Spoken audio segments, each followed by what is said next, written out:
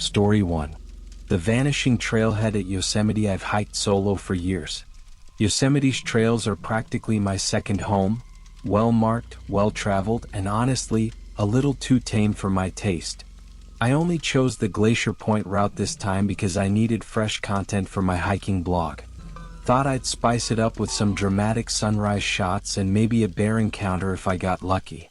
I wasn't expecting anything weird. I don't do ghost stories. I don't believe in energy shifts or thin places. Nature's beautiful, sure, but it's not mystical. It's dirt and trees. That said, I woke up on the second morning and the trailhead sign was gone. Not vandalized. Not knocked over. Just gone. The clearing where I'd pitched my tent looked different too. The path I'd come in on? Replaced by thick, tangled forest. No footprints.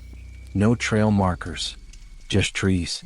My GPS still showed me smack on the trail, but when I tried to retrace my steps, the terrain didn't match anything on the map. I laughed at first. Thought maybe I'd camped too close to the edge and wandered off course. But the deeper I walked, the less it felt like Yosemite. I kept walking. 4 hours. The forest didn't thin out, didn't open into any recognizable clearing. Just more trees, gnarled too close together like they'd grown overnight. I checked my GPS again. Still said I was on the trail. But the elevation was off. The terrain was wrong. And the silence, it wasn't normal. No birds. No wind. Just the crunch of my boots and the occasional snap of a branch behind me. I turned fast every time. Nothing there. Just that feeling, like something had ducked out of sight a second too late. Eventually I found a path. Not the one I'd come from. This one was narrower, almost hidden behind a fallen log.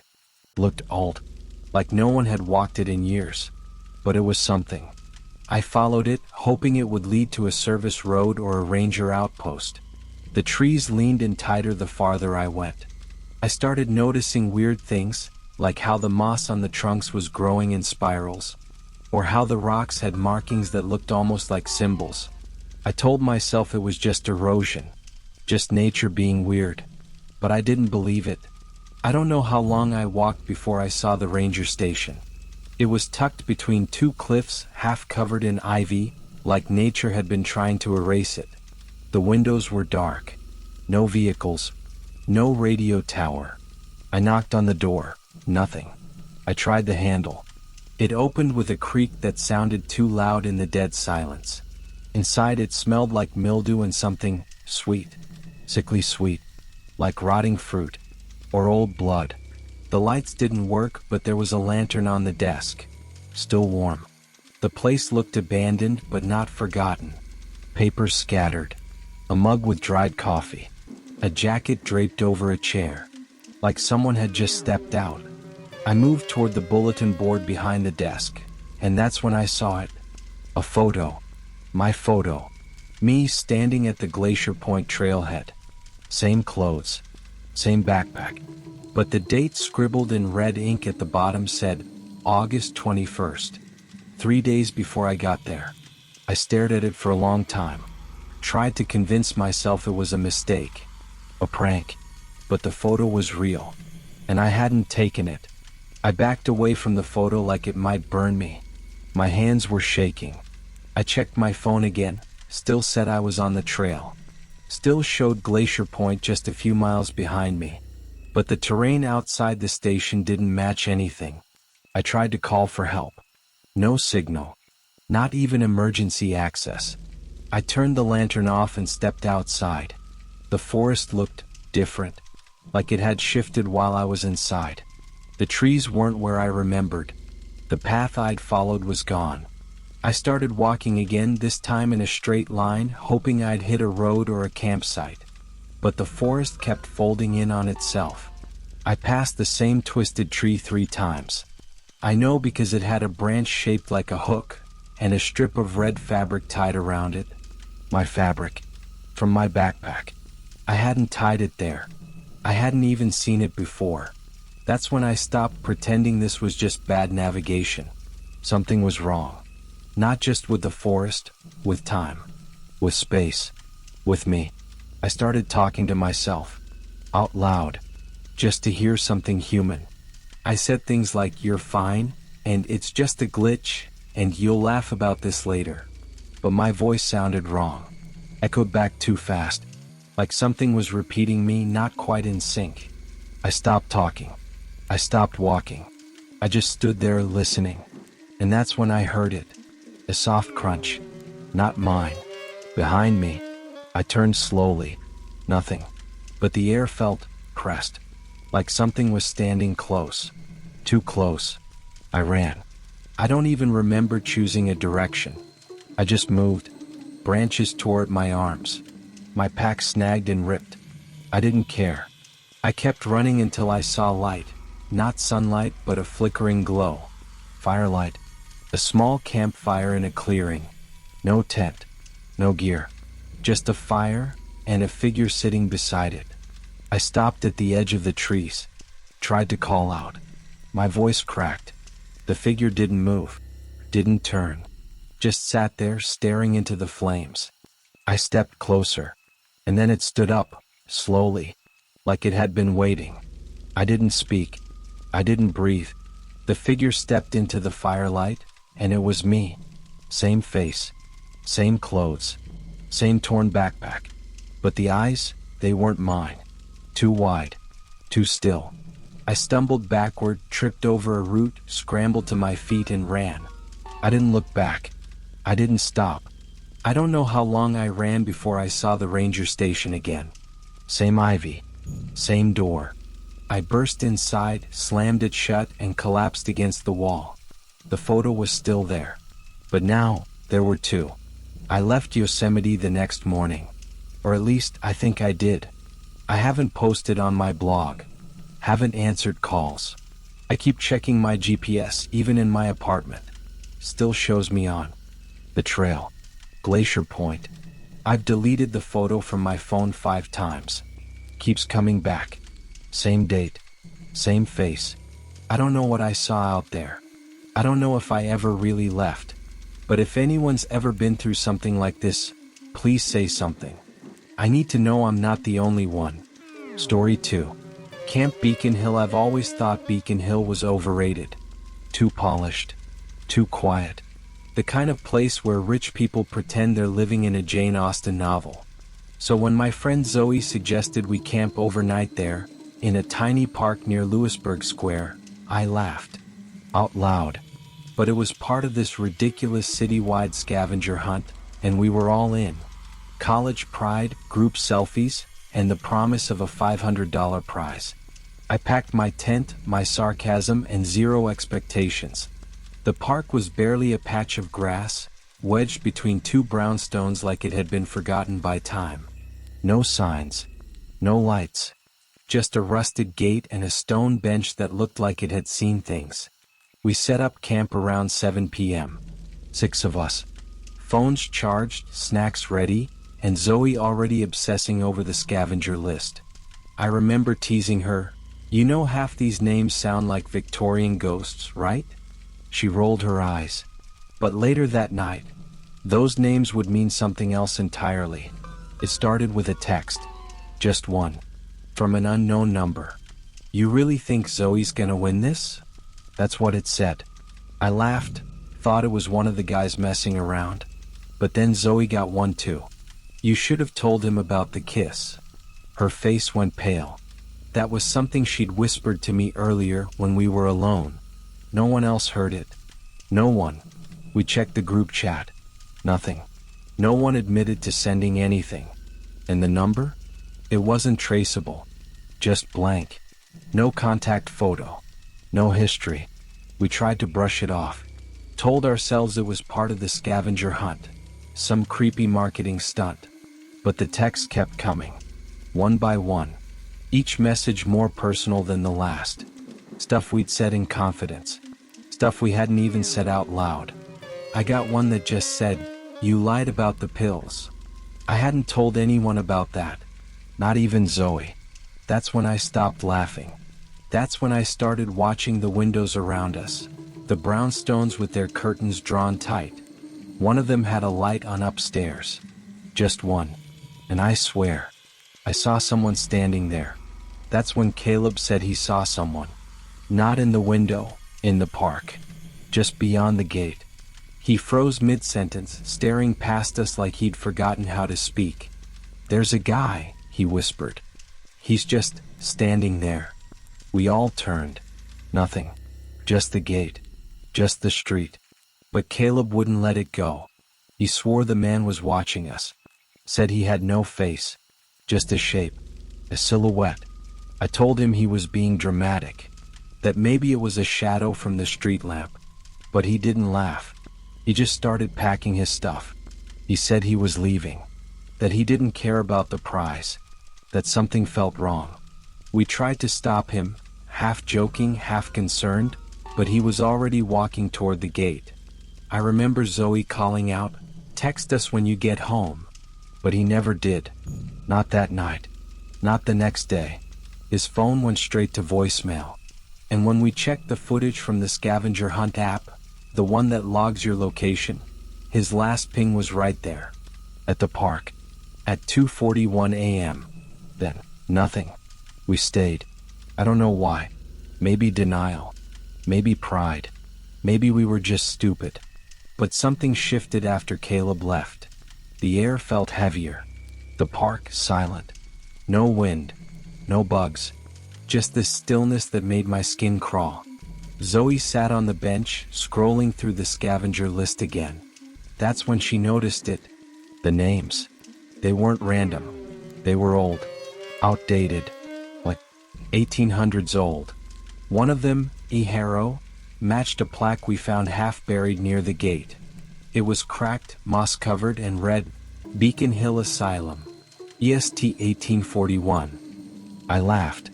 I actually laughed. An asylum? In Beacon Hill? What, did they treat ghosts for anxiety? But no one else found it funny. Zoe looked up some archive site on her phone. Turns out there really was an asylum here. Small. Private.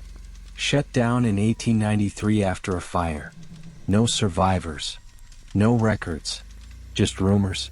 And the names on our scavenger list? They matched the patient registry. Every single one. That's when I stopped talking. That's when I realized someone wanted us here. Someone who knew things we shouldn't. Around 3 a.m., Zoe started crying. Not loud, just this quiet, shaky kind of sobbing that made my stomach twist. She showed me her phone. A new message. "He's still here. Watching. Don't look." That was it. No sender. No timestamp. Just there. I looked anyway. I don't know why. Maybe I wanted to prove it was fake. But when I turned toward the brownstone window, the one with the light, it was dark. Curtains open. No one there. Except the glass. It looked warped. Like something had pressed against it. A face. Or the memory of one. We packed up. Fast. No one spoke. Just the sound of zippers, footsteps, breath. I kept checking over my shoulder, expecting Caleb to show up, grinning, saying it was all a prank. But he didn't. And when we reached the edge of the park, Zoe stopped. She pointed to the gate. There was something scratched into the metal. Fresh. Jagged. Like it had been carved with a key or a nail. It said, "Don't leave me here." I don't know if it was Caleb. I don't know if it was meant for us. But I haven't slept since. We filed a missing person report the next morning. Told the cops everything, the scavenger hunt, the text, the disappearance. They nodded, took notes, asked the usual questions. But when we showed them the list, they froze. One officer, older guy, just stared at the names. Said he'd seen them before. Said his grandfather used to talk about the hill like it was cursed. They promised to investigate. But Caleb's still gone. No updates, no sightings, just silence. And that park? It's locked now, chained shut, like it was never meant to be opened. I haven't gone back. None of us have. But the texts haven't stopped. Every few nights I get one. Always from a blank number. Always at 2:41 a.m. Last night said, "You left me." I don't know what that means. I don't know if it's Caleb or something else. But if anyone's ever been through something like this, please say something. I need to know I'm not the only one. Story 3. The ferry building frequency. I never believed in any of that paranormal crap. Ghosts, time loops, psychic broadcasts, all nonsense. I work in tech, for God's sake. My world runs on logic, code, and caffeine. So when I signed up to camp out near the ferry building for that protest, I packed light, sleeping bag, burner phone, and a shortwave radio I borrowed from a coworker who swears it captures the soul of the city. I thought it'd be fun.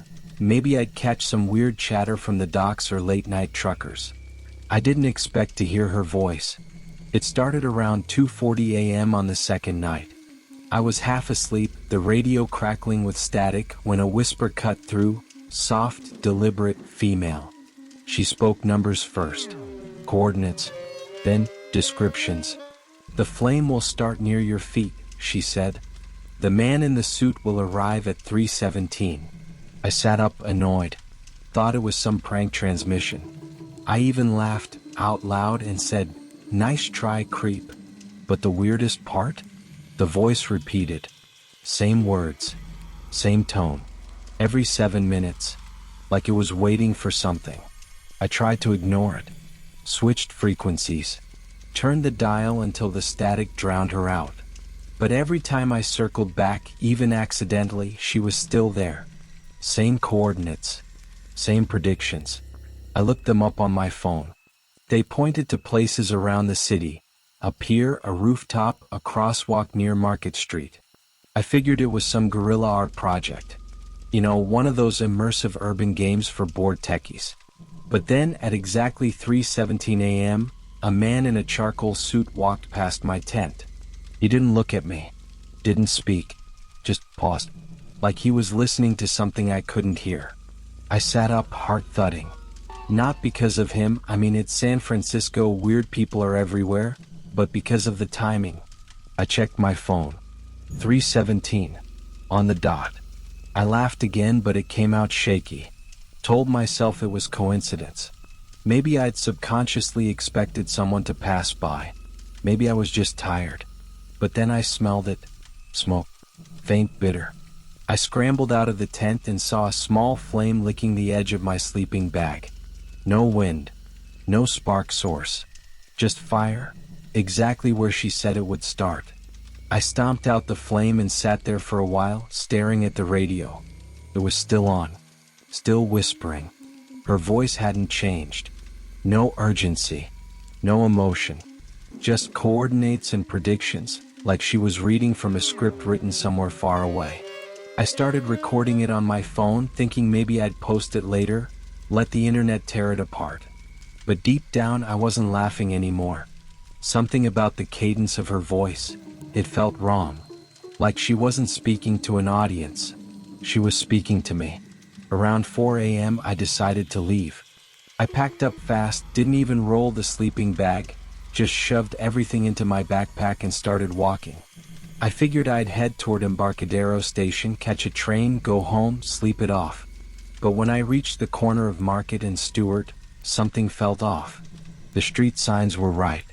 The buildings were familiar. But when I turned the corner, I was back at the plaza. Same benches. Same flickering street lamp. Same view of the ferry building clock tower.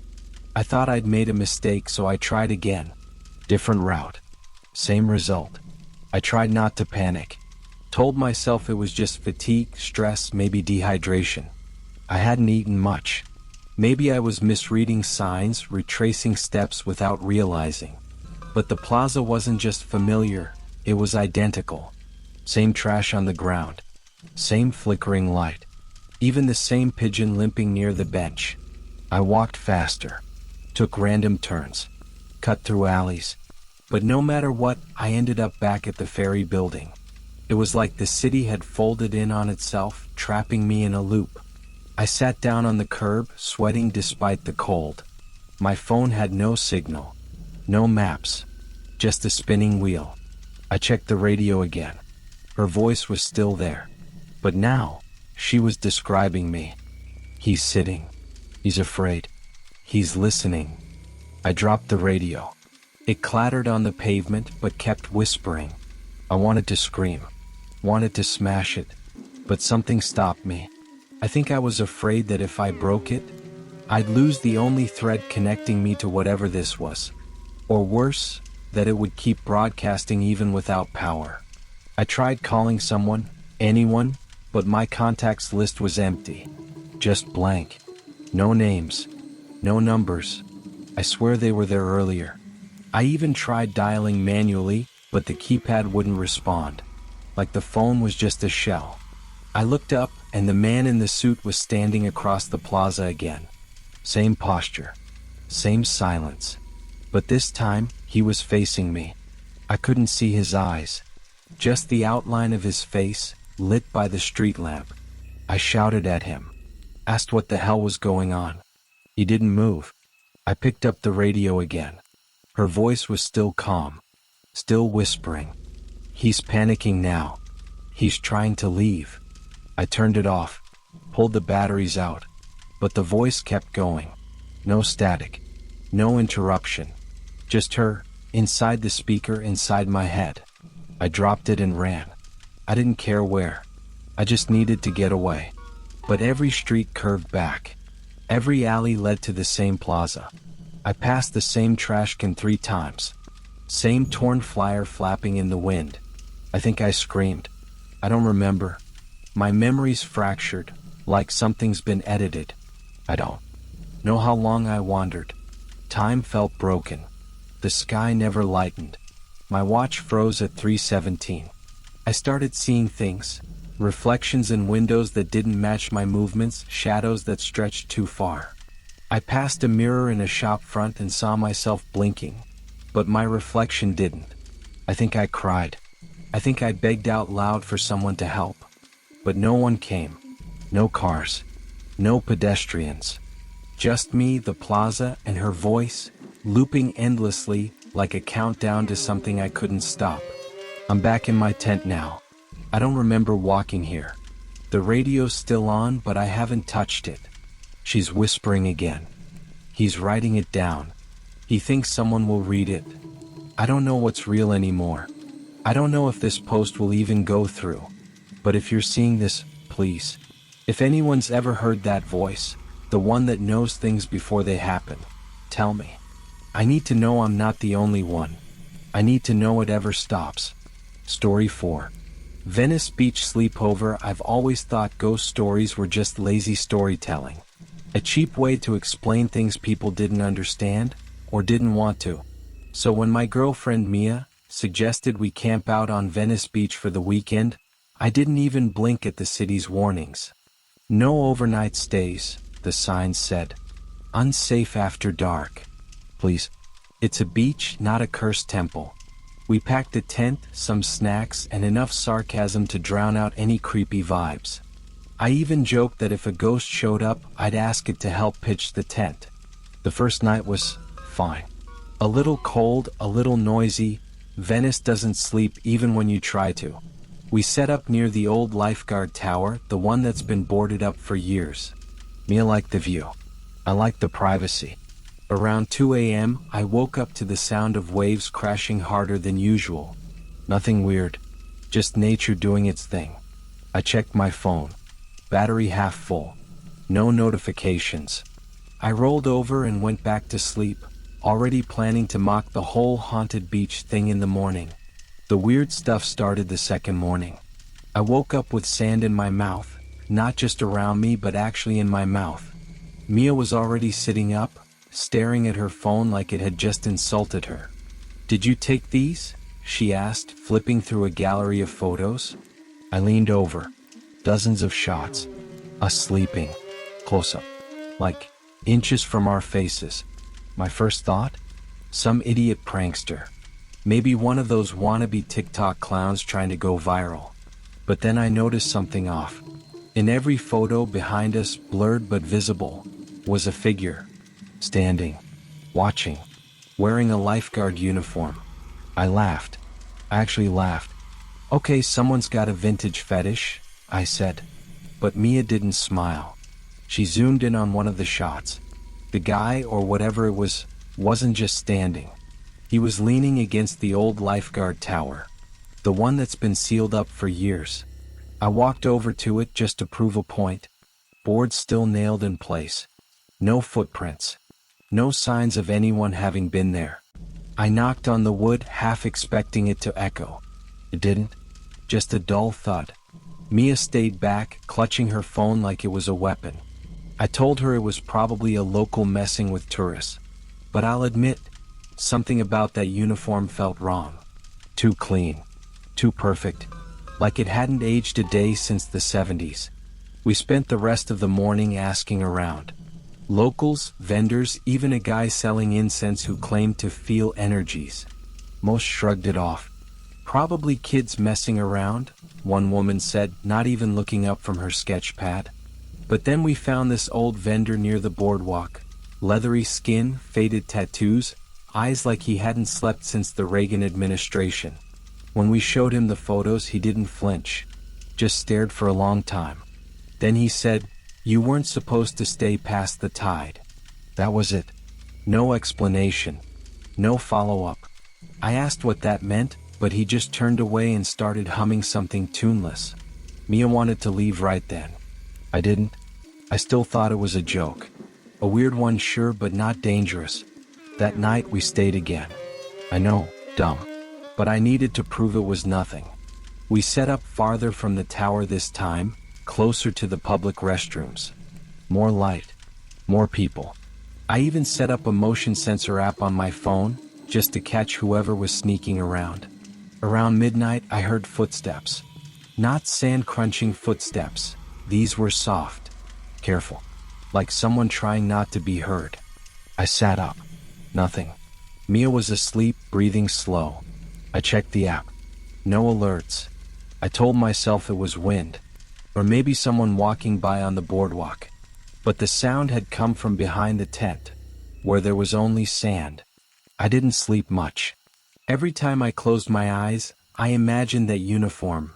The crisp red cross, the faded blue stripes, the way it hung on that figure like it belonged to the beach itself. Around 3 a.m. I checked my phone again. The motion app had recorded nothing. But my photo gallery had changed. New pictures. Same angle. Same distance. Us sleeping. But this time, Mia's eyes were half open. And in one of the shots, her hand was raised slightly, like she was reaching for something. She swore she hadn't moved. I didn't believe her. I didn't want to believe her. Because if she hadn't moved, someone had. We packed up before sunrise. I told Mia we'd go home, shower, laugh about it in a week. But she wasn't listening. She kept staring at the tower as we walked away. I glanced back once. Just once. And I swear, there was someone standing inside it. Not moving. Just watching. I blinked and they were gone. I told myself it was a shadow. A trick of the light. Maybe even a leftover dream. But when we got to the car, Mia said, "He was there again." I didn't ask how she knew. I didn't want to know. We got home and tried to forget. I deleted the photos. Mia didn't. She started researching old lifeguard uniforms, Venice Beach history, missing persons. I rolled my eyes at first, but then she found something. A newspaper clipping from 1976. A lifeguard named Alice Monroe died on duty, drowned during a night rescue. His body was never recovered. The photo in the article? Same uniform, same tower, same face, or at least what little we could see in the grainy black and white. I told her it was coincidence, a recycled design, a trick of the mind, but I didn't believe myself. That night I woke up gasping, not from a dream, from the smell. Salt, thick, rotten, like seawater left in a bucket for days. I checked the windows, closed the door, locked. Mia was awake too, sitting upright, staring at the hallway. "He's here," she whispered. I told her to stop, to breathe, to think. But then I saw it, a wet footprint, just one, in the middle of the living room floor. No trail, no source, just there. I didn't move. I didn't speak. I just stared, waiting for it to fade. It didn't. We haven't gone back to Venice Beach. Not even close. Mia stopped talking about it, but I know she still checks the photos. She keeps one, the clearest one, hidden in a locked folder. I asked her why once. She said, because I need to remember what's real. I didn't press. I've started locking our bedroom door at night. Not because I think it'll help, but because it makes me feel like I'm doing something. The smell comes back sometimes. That thick, salty rot. Always around 3 a.m. I check the floor. No footprints. But I swear, sometimes I hear the sound of waves. Inside the house. I still don't believe in ghosts. Not really. But I believe in something. Something that watches. That waits. That doesn't care if you believe or not. I keep thinking about what that vendor said about the tide. Like there's a line you're not supposed to cross. And we did. We stayed too long. Too deep. If anyone's ever camped out there, past the tide, and seen him, please say something. I need to know I'm not the only one. Story 5. The Appalachian Echo. I know how this sounds. Believe me, I've replayed it in my head 100 times, trying to make it normal, logical. But there's no version of this that doesn't feel wrong. I was hiking solo through the Appalachian Trail near Shenandoah, just past mile marker 42. I'd done this stretch before. Quiet woods, crisp air, no cell signal. That was the point. I needed to get away, from people, from noise, from myself. The first night was uneventful. I pitched my tent near a clearing, made a fire, and listened to the wind rustle through the trees. But around 2 a.m. I heard something strange. A whisper. Faint. Like someone mimicking my voice, but saying things I hadn't said. Not yet. I should pack early tomorrow, it murmured. I hadn't even thought that. Not until I heard it. I sat up, heart pounding, trying to convince myself it was just the wind. Or maybe a dream. But then it happened again. Don't forget the matches, it whispered, seconds before I reached for my backpack and realized I'd left them by the fire. It wasn't just repeating me. It was ahead of me, predicting me. I froze, staring into the dark, waiting for something to move. Nothing did. Just silence. Thick and pressing. The next morning I tried to laugh it off. Sleep deprivation maybe. Isolation messing with my head. I packed up and hiked another 10 miles, deeper into the woods. No signal. No people. Just trees and fog. That night I set up camp near a ridge. I didn't make a fire. I didn't speak. I barely breathed. But around 1:47 a.m. the whisper came again, louder this time. You're going to check the recorder now. And I did. I hadn't planned to. I hadn't even remembered I brought one.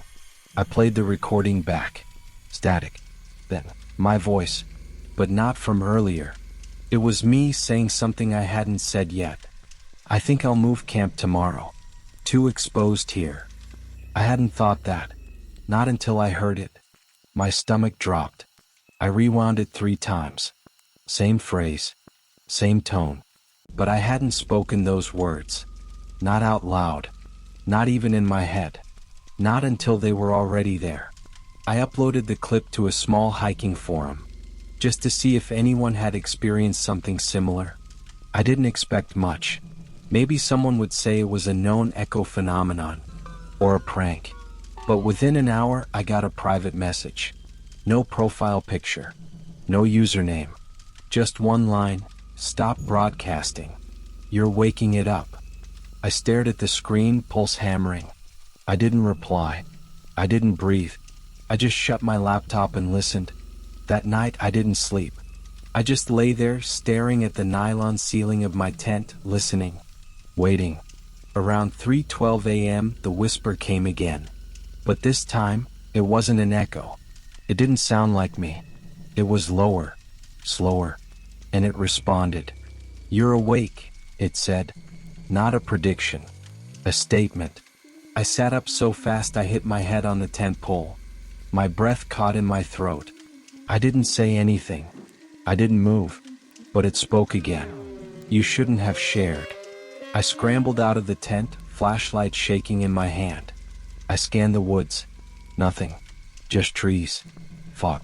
My own panicked breath. I called out, "Stupid, I know," but I needed to hear my own voice. "Hello," I shouted. Silence. Then from behind me the whisper, "Don't turn around." I spun anyway. Nothing there. But the air felt raw, heavy, like something was pressing against my skin. I couldn't stop shaking. I didn't hike the next day. I couldn't. I just sat by the edge of the ridge, staring into the trees, trying to make sense of it. I didn't speak. I didn't write. I didn't even think, not clearly. But the whisper came anyway. "You're going to leave tonight." I shook my head. No, I wasn't. I couldn't. But the thought crept in, slow and quiet, like fog through pine. Maybe I should. Maybe I wasn't alone out here. That evening I packed up. Not because I wanted to, but because I felt watched. Not seen. Watched. Like something was waiting for me to move. I didn't take the trail. I cut through the woods, flashlight off, moving by moonlight. Every step felt wrong. Like the ground didn't want me there. And then, the voice came again. Not an echo. Not a whisper. A response. "It's following you now."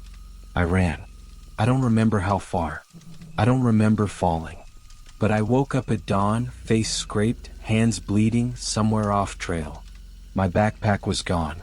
My recorder too. I should have felt relief, daylight, birdsong, normal sounds. But I didn't. Because in the quiet, beneath the wind, I heard it again. Not an echo. Not a whisper. A voice. "You're going to tell them now." And I knew what it meant. I knew I had to write this. So here I am. Back home. Lights on. Doors locked. But every night around 2:41 a.m. I hear it. Sometimes it's me. Sometimes it's not. Sometimes it answers.